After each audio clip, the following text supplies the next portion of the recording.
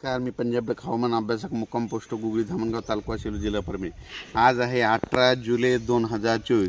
सर्व शेतकऱ्याला सांगतो की राज्यामध्ये आजपासून राज्यामध्ये रात्रीपासूनच पावसाला सुरुवात होणार आहे। म्हणजे आजपासून राज्यामध्ये पाऊस वाढणार आहे। म्हणजे खरं तर उद्यापासून जास्त वाढेल, पण आज बऱ्याच ठिकाणी सुरुवात होणार आहे।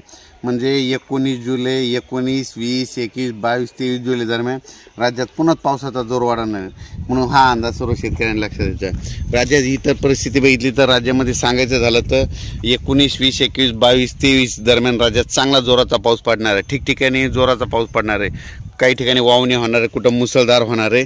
त्याच्यामुळे हा अंदाज लक्षात घ्यायचा। सांगायचं झालं तर मुंबईच्या सर्व जनतेने एक सतर्क राहण्याचं सांगतो की राज्यामध्ये मुंबई नाशिक या भागामध्ये उत्तर महाराष्ट्राकडे जवळपास 21 जुलै 22 आणि 23 जुलै दरम्यान मुंबईकडे मुसळधार पाऊस पडणार आहे। उत्तर महाराष्ट्राकडे मुसळधार पाऊस पडणार आहे। म्हणून हा अंदाज लक्षात द्यायचा।